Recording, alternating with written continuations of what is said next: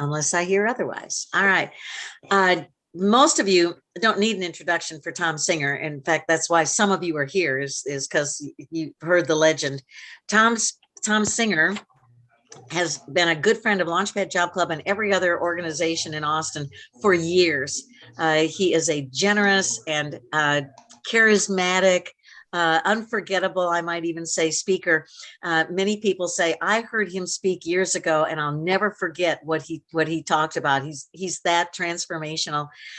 He's a professional speaker, an executive advisor, an author, a podcaster.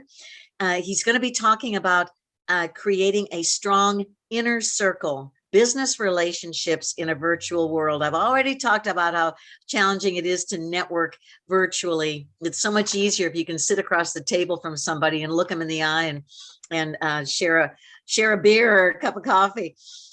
So let me just explain his background real quickly. He's an advisor to executives, a speaker, a content creator. After a successful career in sales and marketing, he became a growth leadership speaker in 2009. A decade later, he has brought his high energy presentations and action-oriented content to over 1,000 audiences.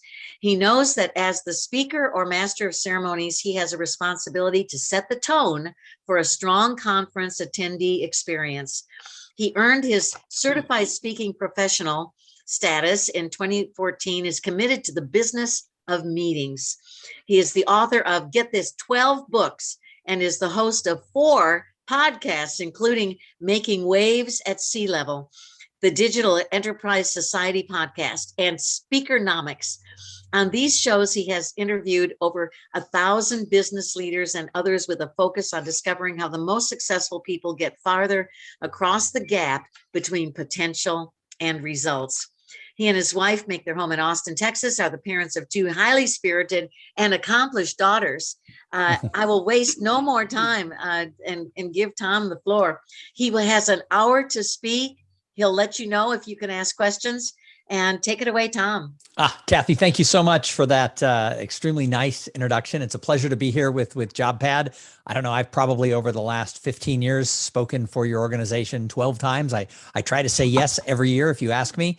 I've been speaking about this whole idea about how do you build a stronger inner circle, your network, your brand, the connections you have, because I really believe that all opportunities in life are going to come from people.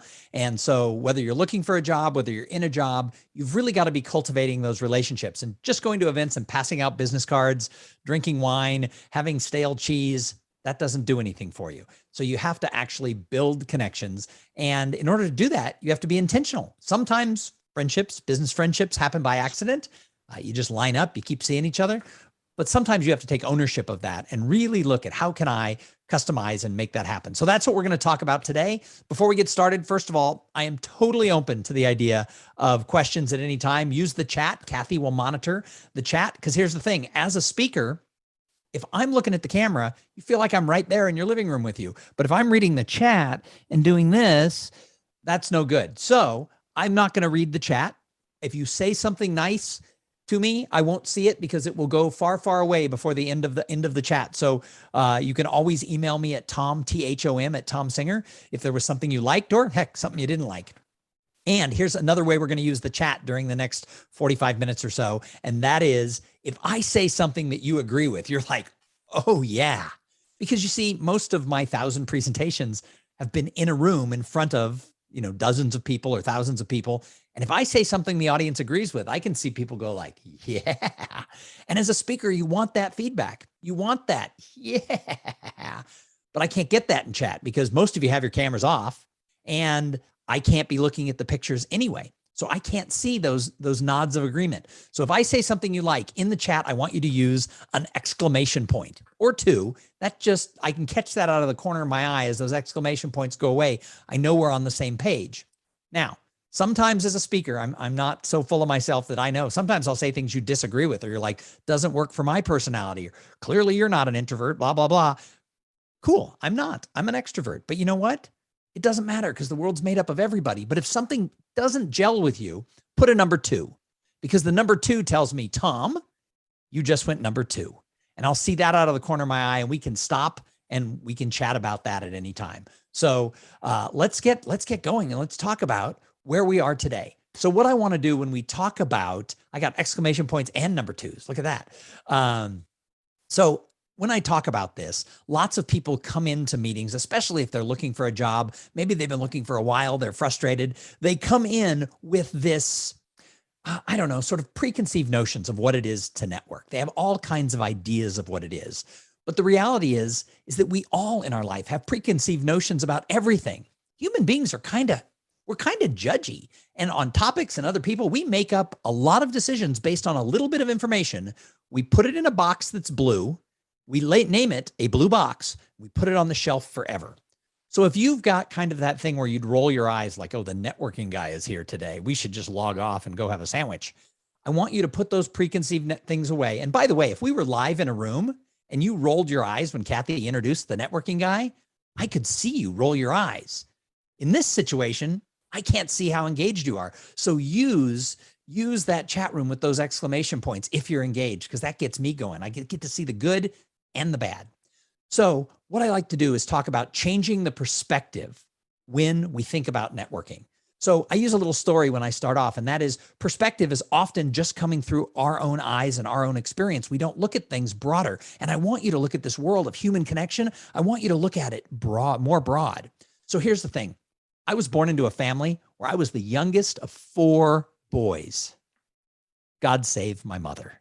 And at the time that I was born, my brothers were ages 10, 12, and 14, which meant by the time that I was 3, I lived in a house full of teenagers whose whole purpose in life was to torment me.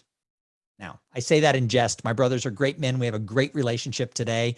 However, they had a little bit of fun at the expense of having this baby brother. And so one of the things that I remember, my first memory as a human being, I was probably just shy of 3 years old, and we had rented a beach house in Newport Beach, California. Now, we weren't a wealthy family. Newport Beach in the 1960s was not the Newport Beach of today, where Seashore Boulevard is lined with Kardashian-style mansions. Back then, there were little wooden beach huts, and we rented this little house, and it was too small for a family of 6. So I was in the little room with a twin bed. My parents had the room, but my brothers had to sleep in sleeping bags in the living room. Now, I realize as an adult, having your own room with a pillow and a door is a total score. But when you're 3, sleeping on a pillow on rental house carpeting seems very cool. Because I ask you, what is cooler to a 3-year-old than a sleeping bag? The answer, by the way, is nothing. So I would wake up in the morning and I would play with the sleeping bags. I'd build tent cities. I'd pretend I was camping. My first memory is I crawled to the bottom of a sleeping bag. The boys rolled me up in it, or they zipped me up in it. Then they rolled me up in it. Then they proceeded to toss me to one another. Then they told me they were putting me on the top shelf of the closet. And they warned me that if I moved, I could fall off. I could break my arm. I could die. And then they left me to go play on the beach. Oh, yeah. And I started panicking because I was on this little shelf all by myself, probably 5 feet up in the air. I was like, ah! It was like I was a beach ball, and they stuffed me up in the corner, and I'm screaming for my mother. And I had a great mother. She did what any good mother would do. She came running to my rescue and said, "What is the matter?" And I said, "I am on the top shelf of the closet." And my mom said, "Oh, sweetheart, you're on the living room floor." And I was like, "No, I'm on the top shelf of the closet. The boys told me so." And my mother said something at that moment I'll never forget. She said, just because someone tells you something or you perceive it to be true doesn't mean that it is. She coaxed me to roll myself out of the sleeping bag. And when I did, I was on the living room floor. I tell you this story not to make my brothers sound like monsters. I tell you this story because in your life, in your career, in your community, in your faith community, you're going to have some preconceived notions of things. And my bet is many of you have preconceived notions of how do you build an inner circle within your business community that's going to lead to opportunities for you. And that's what we're going to talk about today. So why in the world does connecting even matter? Well, number one, the old cliche is very true. It's true for you. People do business with people they know, they like, and they trust. Always. All things being equal, price being the same, service being the same, people are going to do business with people they know, they like, and they trust. Also, when you have a really big set of connections, makes it really easy for you to answer the tough questions that come up along the way, because no matter what we do for a career, even if we're changing jobs, like some of you are going to make a whole different change and go a different direction. I know a lot of people right now who are leaving behind what they've done for a long time and stepping into new roles. Well, guess what? If you have a good network who will help you, it makes it easy when those hard things come along.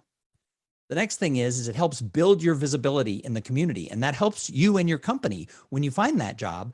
And networking is how most people find the jobs. Most people find opportunities because someone sends them that LinkedIn job notice, or they send them the thing they see in Indeed and say, hey, I was looking for a job. This doesn't match me, but my gosh, it seems perfect for you. If you have that type of a network, people send you opportunities, even if you're not looking for a job. 3 or 4 people might send you an opportunity and say, you should apply for this. You may not be looking, and an opportunity comes your way because people know who you are. They want to see you succeed. But if they don't know you, if you're just a random like, link, share, or follow on social media, they're not going to think of you when you see it. You have to have those relationships where you know them, they know you, and you all want to see each other succeed. So I'm going to give you a networking tip as you go back to face-to-face networking. Some people are like, oh, I hate going to these events. There's 200 people in the room. I don't like doing it. I'll tell you what, if you walk into a room and just remember E equals MC squared, you're going to be fine. And people look at me and they go, E equals MC squared? Thom, that's Albert Einstein. That is not networking. Well, I've stolen E equals MC squared from one of the smartest people of all time, and I've retooled it to give it to you to make your networking easier. If you're a little bit put off, you're a little bit more of an introvert, you don't know what to do when you walk into a room and there's 100 people, the thing to do is when you walk in, remember, you don't have to meet all 100, 200, 500 people at this networking event. Instead, you just need to have a meaningful connection with 1 or 2 people. So remember that E equals MC squared means engagement equals meaningful connections with 2 people or more.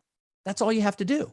I know a lot of people who don't love networking events, but after they realize it's not about 100 people, it's about the 1 person you're talking to. Think about when you go to a networking event, you end up in what I call a conversation cluster. How many people are in that little cluster? Like you and 1 other person, maybe 2 or 3. Rarely at a networking event do you see a circle of like 60 people standing around all talking to each other from the outside of the circle. In fact, I don't think I've ever seen that happen. The biggest I've ever seen is a group of 5 or 6. So we cluster together in small groups. So remember, it's not the whole room. It's 1 or 2 people. And all of us can talk to 1 or 2 people at a time. And when you go to a big event, you don't have to meet 500 people. Just meet 2 or 3. Stay an hour. Meet 2 or 3 people, have a deep conversation, and maybe one of those people there's a reason to follow up with later. Networking doesn't happen, and I always tell job seekers this, I'm sorry, but networking doesn't happen in the next 3 weeks. Networking is not a verb. You don't go networking when you need something. Networking is a lifestyle choice. You have to decide it's important to you to serve and be part of a community, and when you do that, people will want to serve and be part of your community. Now, lots of people come in, and I'm sure they do this at Job Club all the time, and I don't want to diss anybody. They come in and they teach the elevator pitch. And the idea is that you should be able to clearly and concisely tell people who you are and what you do so well. Now, there is a time and a place for that. But the problem is, in most cases, the way we teach the elevator pitch, people think, oh my gosh, I have to memorize 3 or 4 words. And for those of you who maybe haven't had this experience and aren't sure what the elevator pitch is, the concept is you memorize 2 or 3 little quippy sentences about yourself so that when you meet somebody, you can just recite it. The idea is if you got on the elevator with somebody on the 30th floor and you realize, oh my God, I'm an engineer. They're hiring engineers. I should tell them all about myself. You flick an imaginary switch in your back and you go, here's who I am. Here's what I do. If I met somebody and they hired speakers to come in and talk to a company, I'd be like, oh, they could hire me. And I'd flick that switch and I'd go, hi there, my name's Thom Singer. I've written 12 books. I host several podcasts, blah, blah, blah, just verbal vomit all over the person. Now, in the chat room, I want you to answer this question really fast. If we got on an elevator and I just started talking about myself, blah, blah, blah, verbal vomit, what would you do when the doors open in the lobby? Go. What would you do? Run out. Somebody else can put it. Come on, it's always the same thing. Somebody likes verbal vomit. Run. I have asked this question to hundreds, close to 1,000 audiences, and nobody has ever said, take them to Starbucks and buy them a cup of coffee to learn more. In most cases, if you meet somebody and just start telling them who you are and why they should hire you and why you're so great, they're going to be like, yeah, that's great. Ruth Ann says, greet them with a smile. Of course we do that, Ruth Ann, because we're polite people. We greet them with a smile. Then we run. We don't want to be blah, blah, blah. People show up at these events with a stack of resume. Here's my resume. Here's my resume. Here's my resume. Nobody wants that. In fact, the first time someone meets you, they don't care about you. I know, don't tell your mother that. Your mom will be sad, but they don't. They care about themselves. So instead of memorizing something about yourself and leading with that, when you go to a networking event, be curious. Ask questions of people. Ask them a lot of questions that gets them talking. The more you can get them to talk to you about who they are and what they do so well, the more they're going to want to respond and learn about you. They've done studies on this where they've like taken people out on blind dates. You've probably seen this on reality TV. They send them out on a date. They film everything. They put a microphone in the beer and they put a camera in the flowers and they record everything. They record it all. Then they interview them separately and said, what do you think? The person who talks the most said, I love him. I hope we get married and have 3 kids. The person who talks the least is like, yeah, I don't know if I want to go out with them again. So the trick isn't to like memorize something about yourself. The trick is to get them to open up and talk about themselves. Now, during the pandemic, we had to socially distance. And this was really important. This pandemic that we had, it was really serious and it affected a lot of people in different ways. We needed to socially distance for safety. We needed to take care of ourselves, of our families, of maybe our aging parents who we cared for. It was really smart. But the problem is, as a society, we can't live socially distanced. We can't live everything on Zoom. We can't do it. We have to get face-to-face. Salespeople are starting to say, wow, the people in my office who are having face-to-face meetings are closing more sales. Now, people are saying, well, but I don't have to travel. I don't have to go out. I can have more calls. Well, people are starting to see statistics that getting back face-to-face has advantages. I know a guy who is an extreme introvert, young, millennial, has a great job, and his company has them in the office 3 days a week. He goes 4 or 5. And I said, why would you, the biggest introvert I know, go to the office every day? And he said the collaboration of being in the same room is so much better for the job that he has because it's a technical job. It's very collaborative with the other people. He goes, scheduling Zoom and trying to communicate, or I can walk in and whiteboard and we solve the problem. So even while we were socially distanced, I was teaching people, I was doing a course called Socially Tightening while socially distancing. And I said, here's what we need to do during these days where everything had to be Zoom for safety reasons. But these are true now that we're coming back out face to face. You need to socially tighten as much as you can. And that is, number one, be the person who reaches out to people. It's easier to reach out to people you already know than meet new people. So be the person who reaches out and said, hey, I was thinking of you today. Right now, I want you to think of somebody in your past, someone you used to work with, someone who was a client or a vendor who was really influential and helpful to you when you were maybe younger in your career. I want you to think of somebody. You don't have to write their name down. You don't have to say, just think of them. You got it? What if that person reached out to you today and said, you crossed my mind today. I just wanted to see how you were doing, even if it had been 2 or 3 years since you've last talked. How would you feel? Most people say, I'd feel great. Well, why would you cheat them from feeling great? You just thought of somebody you haven't talked to in a while. They were influential and important in your career. Why don't you say, you crossed my mind today. You were very influential in my career. I wanted to touch base and see how you're doing. You do not have to say, I was at a job club and the speaker said, think of somebody and you came to my mind. Don't say that. Just say, you crossed my mind today. How are you? So much easier to reach out to people you already know. The second thing is when you reach out to somebody, look for ways to add value. So don't be like, oh my gosh, I'm out of a job. Can you help me? Be like, hey, what's going on with you? Ask questions. Learn what their biggest challenge is. One of the best questions you can ask people, especially if you already know them, is what's the biggest challenge you're facing in your career right now? Many people don't know. They'll be like, I don't know. Some people will tell you. And when they tell you, most of them, you go like, wow, that is a big challenge. I have no idea how to help you with that. But about 1 in 10 tell you their biggest challenge. And you're like, oh my gosh, I know the answer. I know Kathy Lansford. She could help you with that. Let me make that introduction. That's your biggest challenge? I can solve that problem with 1 phone call. Poof. All of a sudden you've added value. So always look for ways to add value. Now, had this pandemic happened in 1997, we would have been in huge trouble because we didn't have the digital tools. We didn't have the online tools. We didn't have the LinkedIn. We didn't have the Zoom. We didn't have text. We barely We barely, half of us, most of us didn't have cell phones in 1997. Many of us weren't on the internet yet. And so how would we have kept in touch? It would have been hard. But now, with this world we're living in, with hybrid work and everything else, we have ways to communicate. I still believe when you can be face to face, it's an advantage. But when you can't, use the tools. And then number two, be creative in the way you reach out to people. One of my clients, she actually was a lawyer. She specialized in the cannabis space. And one of the things she did is, remember when everybody was in 2020, everybody was baking because we were all locked in the house. We didn't know what to do. So we were baking cookies and bread and all this other stuff. You couldn't buy flour or chocolate chips to save your life. She had received the Christmas before in 19 because she is an attorney in the cannabis industry. And I'm not being judgy if that's not an industry you're fond of. I'm just using it as an example. She had received some cookie cutters that were of things that were reminiscent of that industry. Let's just put it that way. And so she made sugar cookies, and she was apparently a good artist. She decorated them all up, but she had way too many cookies. She didn't want her husband, or her kids to eat that many cookies. So she bought little boxes that were padded that she could ship cookies in. And she sent all of her clients and prospects little things of cookies of her industry. And she said, I'm baking. Here are some cookies. In parentheses, they are regular cookies, smiley face. And I thought you might enjoy these. 100% of the people she sent them to called her or sent her a long form email, not just THX in a text, because she was creative in the way she reached out. It was funny. It was cute. Apparently the cookies were really good. And people remembered it because it was unique. Not everybody sent cannabis shaped cookies to their clients. She did. That was creative, and it caused her to be able to have a lot of dialogue with people she wouldn't have otherwise had. The final thing is be transparent. If you're going through a rough time, don't pretend everything's hunky-dory, but also don't be Debbie Downer. Remember that Saturday Night Live character? Don't be like, oh, it's so horrible, I'm looking for a job, because people don't want that. Be upbeat, but be honest, saying, yeah, I'm going through a rough time.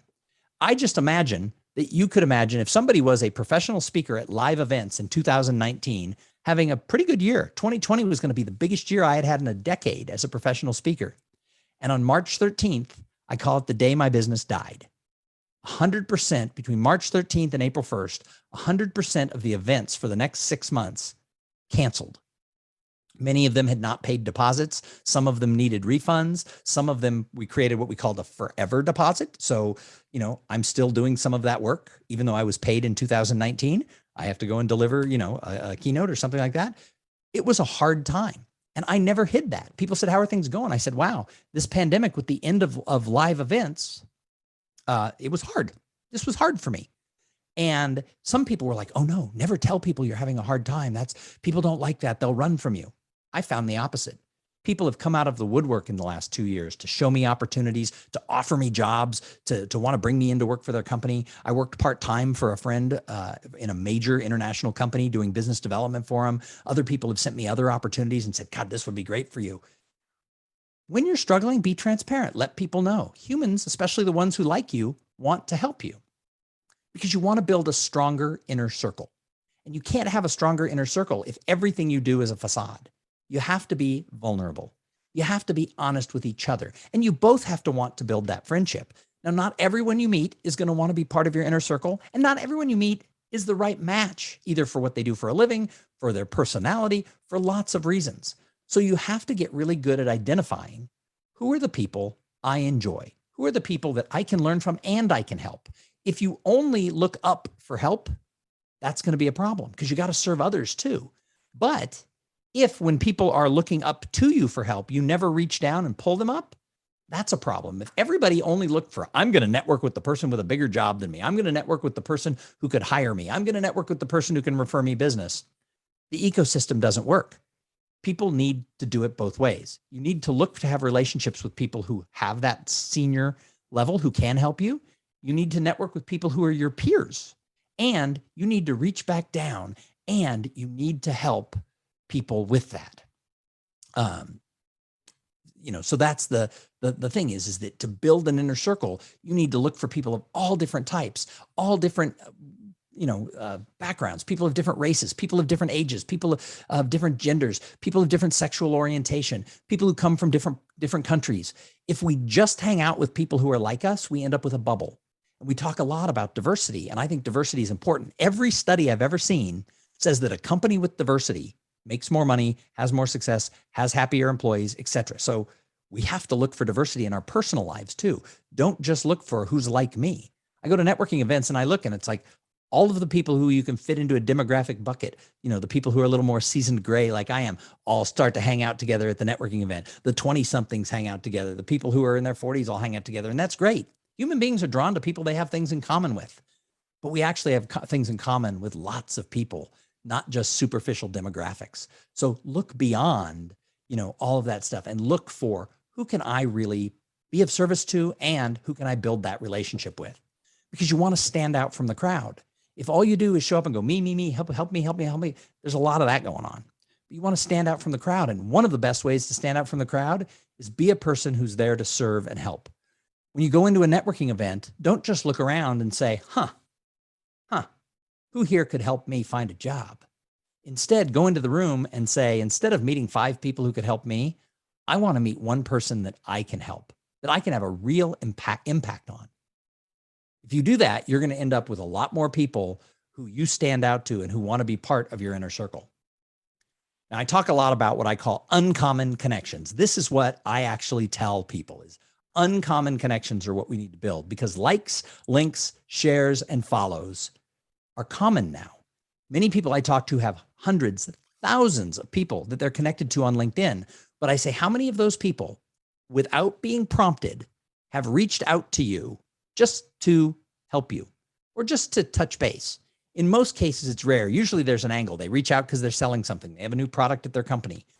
An uncommon connection is somebody who you actually have a relationship with that is uncommon. Now, by nature, everybody can't be an uncommon connection. You can only have uncommon connections with, I think, about 12 to 20 people. People tell me all the time, oh, I've got 5,000 people I'm connected to on LinkedIn. I don't care. How many people call you and say, let's go grab a cup of coffee? That's much more important. If you've got 20 people who regularly want to have coffee with you and hear what you're doing and, invite you to things, that's way more important than having 5,000 things. Plus, I've learned a lot about the LinkedIn algorithm. If you post on LinkedIn, if you've ever gone back to look at how many impressions did I get from that post, I have over 6,000 people I'm connected to on LinkedIn and who follow me. There's 2 ways you can be connected on LinkedIn. And yet, if I post something, most of those posts, if I don't work it, if I don't get a lot of comments and things like that, are getting 300, 400 views. So just because I post something on LinkedIn doesn't mean my 5,000 people see it. In fact, in a lot of cases, it's 100 people. Well, then who cares if you have all these people collect all these links thinking that miraculously people are going to discover them on LinkedIn, or they look to that one person who was discovered on LinkedIn and they think, I want to be like her. Well, that's the outlier. Now, in our society, we love an outlier. We love somebody who wins a lottery, either an actual lottery or a career luck lottery or something else. And we think, I want to be just like them. Well, no, we have to look to people who are building success in the masses, because we have more of a chance of building success the way the average people do than that. So look for having those types of things. And remember, you can't have a relationship with people if you don't share an experience with them.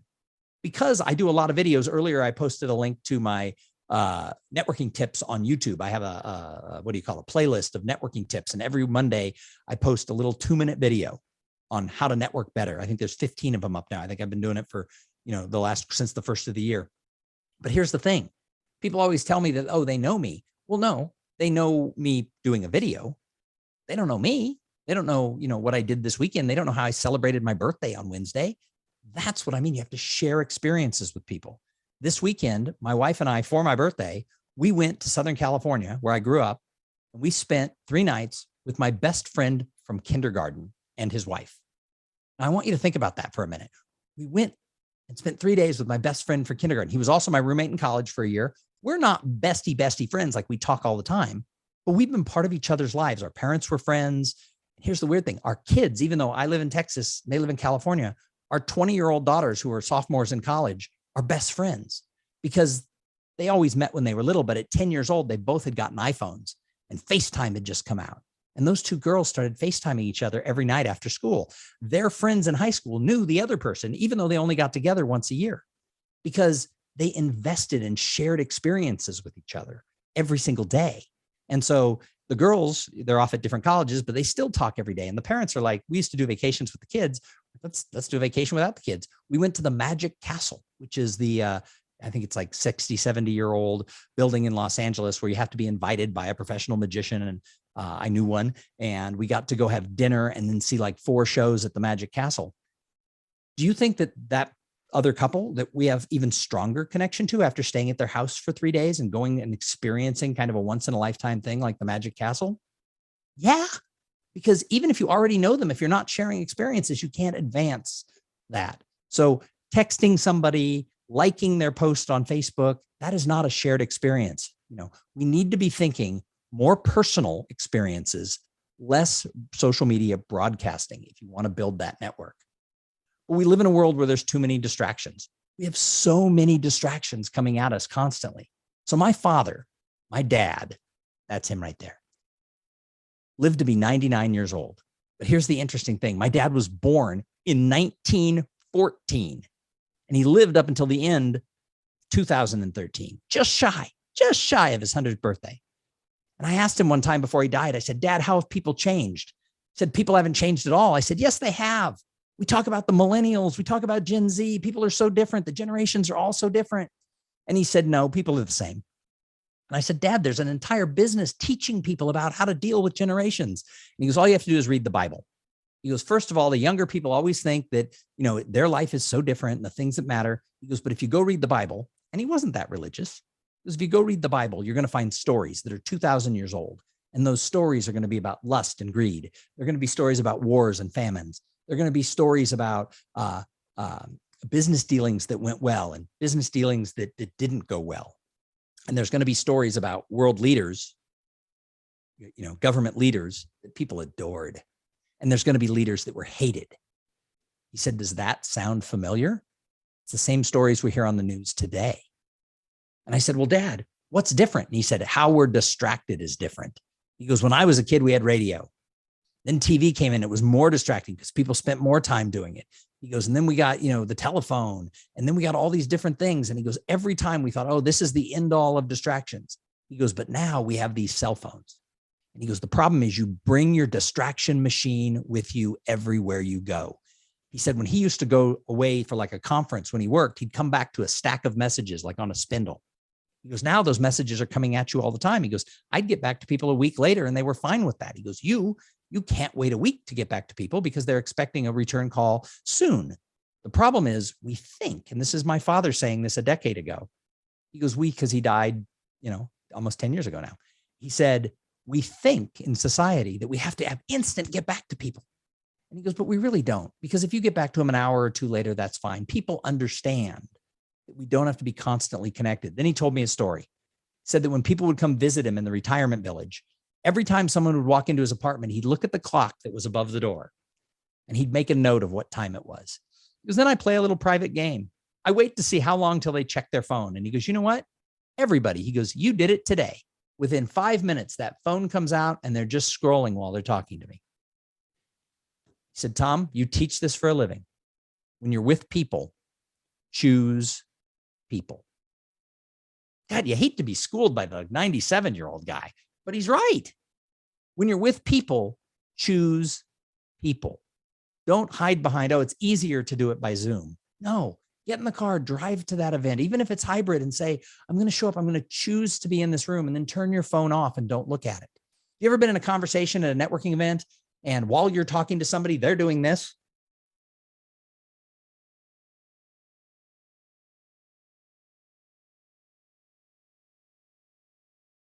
What do you think when someone does that while you're talking to them? Most people say it's rude, it's distracted. Well, yeah, it is rude and distracted. So when people do that to you, you find it rude. What do you call it when you do it to them? They're talking to you and you're doing this, or maybe you're doing, the phone's way down here. You do what I call the one cheek sneak. You're looking at the phone on your side. If it's rude when they do it to you, it's rude when you do it to them.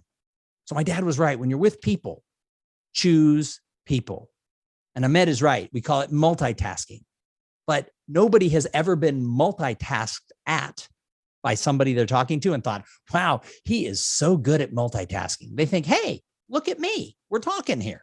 So remember, when you're with people, choose people, because we live in a world where before the pandemic, there was an epidemic of loneliness. They actually study this. In fact, Canada and the United Kingdom about 8 years ago installed a government position called the Minister of Loneliness, because people in Western society are feeling more disconnected and more lonely than ever. And you don't know who it is. It could be somebody right now on this call feels disconnected, and we don't know because all we see is their name or their picture, or maybe their face is on there and they have that smile on, so we can't tell. When you're with people, be engaged with them, really see them. People are struggling right now. Be the person who takes the time to say, how are you? And actually pay attention and care. Because when you do that, people notice, people care, people feel distracted. And with this epidemic of loneliness, it only got worse when we had to socially distance. Those people who didn't feel a connection, for many of us, our only connection was going to the office every day. And that stopped for 2 years. And now many companies aren't going back to the office. And some people don't want to go back to the office, but they feel disconnected. They don't realize the connection that they had to hanging around the water cooler, going to lunch with people. So look for ways to make sure that when you're with somebody, you really see the whole person and that you really care, and just pay attention for a minute, and people will appreciate you for that. And then when you meet people, don't just ask them their name, where they work, what their title is. Look for what is called a shared commonality. What's something you have in common with them that you don't have with everybody? What's something unique? So I was up to be the speaker for a technology organization a couple of years ago, and I'm not a big technologist. I mean, I know technology, but that's not my background. And I was up for a meeting to be the keynote speaker at this event. And I decided I would use LinkedIn before I met with the CEO of this association that was in California. Before I met with the CEO, I was going to look him up on LinkedIn. And I saw that he had gone to Carnegie Mellon University. And I was like, oh. So when we got on the call, and I knew he wasn't sure I was the right fit. The meeting planner had told me, he doesn't think you're the right fit, but she did. So she got him to have the call. We got on the call, and this is pre-Zoom. This is 7 or 8 years ago. We got on the phone call. And the first thing I did is I said, I looked you up on LinkedIn to prepare for this call today, and I see that you went to Carnegie Mellon. He got all excited. He's like, did you go to CMU? And I said, no, but all my money does. Because at the time, my daughter was a sophomore at Carnegie Mellon University. He started talking about the city of Pittsburgh, favorite restaurants that are still there. He started talking about what he majored in. He wanted to know about where she majored in. He wanted to know all about what dorm she lived in. And she lived in one that used to be like a mansion that was converted to a dorm. And he's like, oh, I wish I had lived there. That was new when I was there. And on and on and on and on. At the end of the conversation, we never even talked about the detail of my speech. He told the meeting planner, send him a contract. He's great. Finding something in common with somebody, even if it's unrelated, is really good. So look people up, find out where they went to school, find out who you know in common, find out what things they support. Now, you're not going to find that type of a love connection with everybody, but if you look, you just might find something. Maybe they worked at a company that you used to work at. Maybe they're connected to somebody who, was really influential in your career. Maybe that person you just thought of in that other exercise. So make sure that you're looking for, what do I have in common, so that you can talk about those things. Because when you find something unique, uncommon, that you have in common with somebody, it fast forwards the relationship. And serving others has a long-term impact. Kathy talked in the introductions about why volunteering, if you're looking for a job, find a charity that you can volunteer with, is so important, because you never know who else is going to be volunteering right next to you.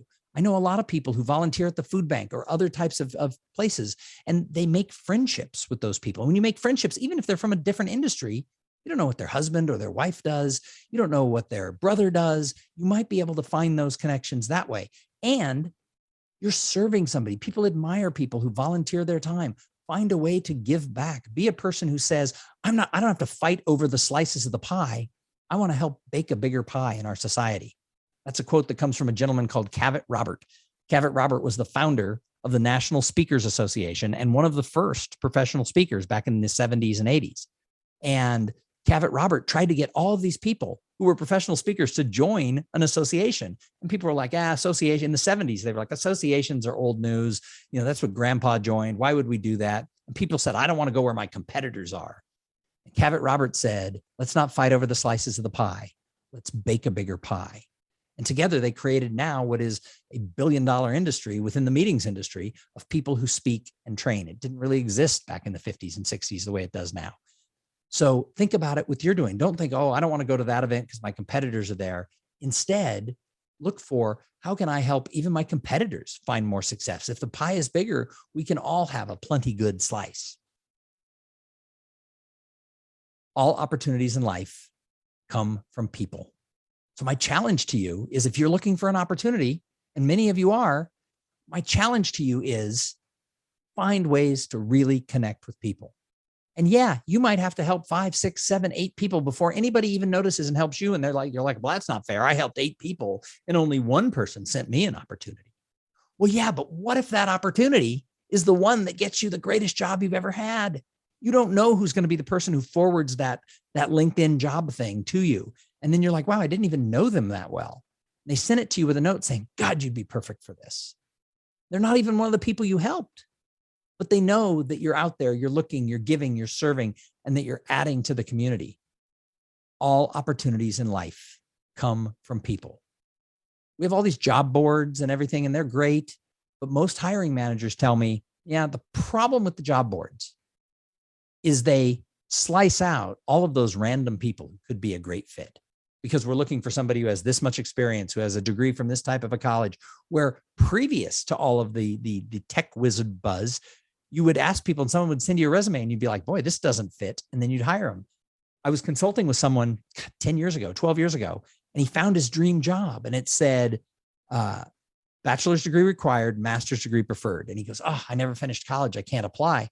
And I said, why can't you apply? And he argued with me. It says bachelor's degree required. And I said, well, let them decide. He ended up getting the job. He goes, how did you know? I go, I didn't know. The odds were they'd toss you out because you didn't meet the requirement. But he had so much else on his resume that was perfect. They decided to meet with him. And when they met with him, he was perfect. And it's like, oh, as it turns out, those were guidelines. However, in this world where we take people out of it, those gray areas vanish. And so a lot of hiring managers, yeah, the problem is I miss those diamonds in the rough that I never would have found otherwise because of the parameters on this. So get back to the human side, because you can override having to go through that direction and somebody can walk your resume into the hiring manager. That goes a long way. And be curious about people. You know what? Ask a lot of questions, because the more curious you are about them, if they're successful, if they're in a job like you want to have, you ask them, how'd you get there? How'd you prep for it? How'd you get the first job? How'd you get into the industry? They can't help it. Success leaves clues. Get around successful people. Ask questions. Be curious about how they became successful in the field you want to be in. And even if they try to hide it, success leaves clues because you can observe a lot of the things that they did. But if you're just looking in from a camera, if you're just looking at their YouTube channel, or you're just looking at their LinkedIn, you just see what they want to put out there. When you really get to know people and really get to talk to them, they drop little nuggets of ideas and thoughts and stories that they would never put on their LinkedIn, because success always leaves clues, but you can't be observing in the relationship. You have to be part of the relationship. And I'll leave you with this. I've talked for the last 45 minutes about how this will help you in your career, how it will help you find a job. But here's the secret. This isn't just about business. It's about all aspects of your life. Because anytime you deal with another person, another carbon-based life form, here's the deal. When you do that, when you deal with somebody, they all have their own stuff going on. You know what stuff is? Yeah, we all know what stuff is. Sometimes it's good stuff. They got promoted. They got a raise. They founded a company that's very successful. They just had their first child or first grandchild, or they're going on a round the world cruise. That's good stuff. I ask people all the time after I speak and I meet them at a networking function afterwards. I say, what's the good stuff in your life? I had a woman just before the pandemic say to me, my husband just sold our business for $20 million. That's good stuff. When people have good stuff, celebrate it. However, sometimes bad things happen to really good people. And we live in a world where people talk. There aren't a lot of secrets. You tell people, hey, don't tell anybody. And then they tell 2 or 3 people, don't tell anybody. And then they tell 2 or 3 people, don't tell anybody. If you've got stuff going on in your life, people are going to find out. And sometimes it's bad. Sometimes they get divorced. Sometimes they get fired. Sometimes their company goes bankrupt. Sometimes it's worse. Sometimes they're dealing with aging parents and everything that goes on with that, or their spouse gets ill, or worse, something happens to one of their kids. And you don't know what to say when you see them. So do you know what we usually say? Nothing. We talk about football or we talk about the weather. Even though we know they're going through a hard time, we don't address it. Well, I'll tell you, when people are going through a hard time and you know about it, that's when they need you the most. And I know this firsthand because when my youngest daughter was born, her name is Kate. And before I tell you this story, today, Kate's fabulous, but it didn't start that way. Kate was born with a birth defect where the bones in her skull had fused together and her head could never grow from side to side, which meant it could only grow this way.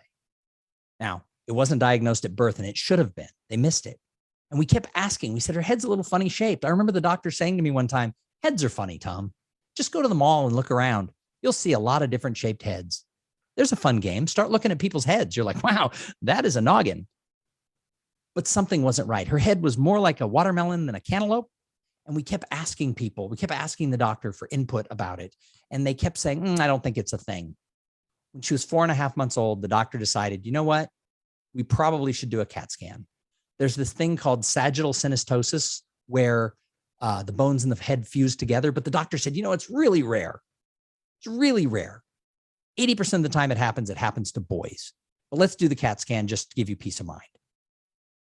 So at 4.5 months, 5 months old, we did the CAT scan. A week later, it came back. It was positive for this thing called sagittal synostosis. It looked like somebody had soldered her head shut from soft spot to soft spot. Now, here's the thing. Her head would never grow this way, but babies have little heads. Her head was going to double in size. It was going to keep going that way. And they gave us 2 choices. We could do nothing and raise a kid with a seriously limiting social handicap. They told us she would be teased all of her life.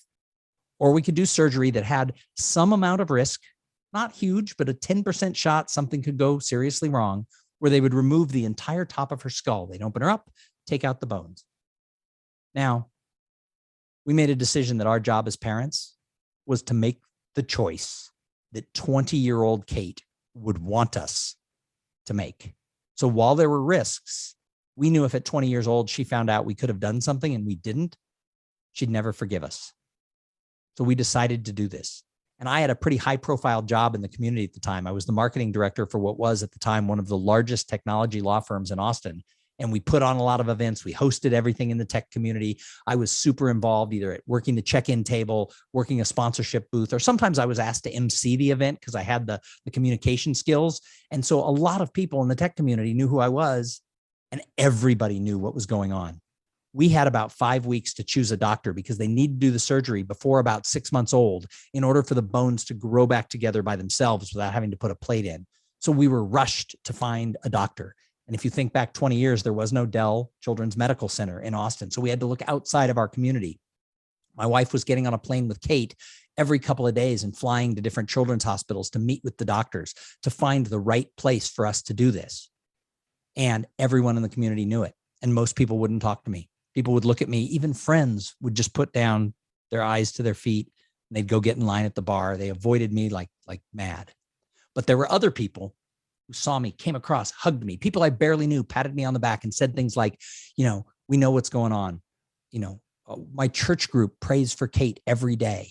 How nice was that? Didn't matter what religion it was. People had their faith communities praying for Kate. One guy pulled me aside after someone said that and he goes, Thom, I'm an atheist. I don't believe in a higher power, but I want you to know that I care. And he gave me a hug. That mattered. And then he stepped back and he said, I live in your neighborhood and I run by your house every day. And when I do, I send good vibes towards Kate. Every morning I'd wake up, I'd look out the blinds and I'd expect to see somebody running by, sending good vibes, right at the house. I never saw that, but I just imagined he would do this as he ran by the house. Other people cooked food for me and my 5-year-old Jackie so that we could eat while mom was away because I was working all day. I'd pick Jackie up and we had people delivering food so Jackie and I could have good meals every day while Sarah was looking for a doctor with Kate. Other people on the weekends would babysit Jackie and Kate so that Sarah and I could go out to dinner and have a normal night. And then one person called us at 1:30 in the morning. Somebody in my network. This wasn't a 1:30 in the morning kind of friend. I answered the phone. I'm like, yeah? He goes, Thom, I just got off the phone with my first cousin. Yeah? He said, my first cousin is one of the top 3 pediatric neurosurgeons in the world. And I said, we've already talked to 5 of them. We've settled on a doctor. And he goes, no, this is Kate. Don't settle. My cousin wants to talk to you tomorrow. So the next day at 2:00 Texas time, noon California time, I called Rady Children's Hospital at San Diego. I asked for Dr. Meltzer. They patched me through to his assistant. She said, Mr. Singer, he's expecting your call. Spent an hour on the phone with one of the top pediatric neurosurgeons in the world, talking about what we were going through, the choices we had to make. And I'd read about him. You couldn't get in to see him for months. We didn't have months. He had pioneered a new surgery that instead of opening up the whole skull, he went in through a small cut at the front of the hairline, a small cut at the back, took the bones out in little pieces. It was less invasive, less bleeding, less time in the hospital.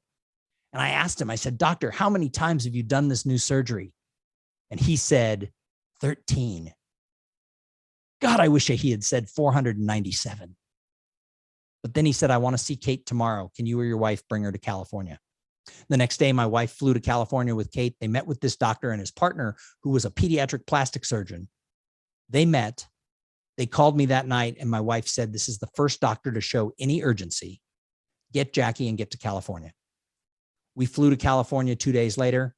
On Friday morning, we handed Kate over to the doctors at Rady Children's Hospital. And 3 hours later, they called my cell phone and said the words I'll never forget. They said, Kate is gonna be fabulous. And today, Kate is fabulous. She's 20 years old. She's a sophomore at Dartmouth College in New Hampshire. She's majoring in environmental biology. She wants to save the world. She's an activist. She is someone who cares deeply about the human experience of everyone that you'd ever meet. And her head looks like a cantaloupe, not a watermelon. The bones grew back within 6 months, just like they predicted they probably would, which, by the way, when they talk about that with your kid and they say the bones will probably grow back, not really assuring, but it did. You could walk up to Kate and go like that. Don't do that, but you could. She has a normal noggin. She's a fascinating soul. She started off facing something that was the hardest thing we've ever had to face in our family. And Kate will never remember any of it. Her mother and I will never forget. But we got through it because of people in our network. The people who bought us or who made us meals, the people who watched the kids, the person who introduced me to his cousin, the people who gave us their Southwest miles so that we could fly around the country to talk to doctors. The law firm I worked for paid for our hotel room the whole 2 weeks we were in California, including room service every day so that Jackie could have breakfast and we wouldn't have to take the 5-year-old out to Denny's or something like that every day. I'll never forget the people who remembered that our business relationship wasn't just about business. That's why it's so important. So if you want to expand your inner circle, you have to do this consistently. You can't do it in next week, month, or even year. As I said when I started, building a network, it's not a verb. You don't go networking. It's a lifestyle choice, and you have to do it consistently. And it could take 3 to 5 years before you're going to start seeing the real results of being invested in people. But time after time in my life and my career, I've tackled things that people said, well, you're not qualified for that. Why you? Because people have been there to support me and said, I'll be your mentor. I'll be your guide. I'll help you through. And hopefully I've done that for tons of other people as well. But you have to do it consistently if you want to see those results. So we have a couple more minutes if you want to ask some questions. It's been an absolute pleasure to be here with Launchpad again today. I love this group and I'm happy to come back anytime, Shannon and Kathy.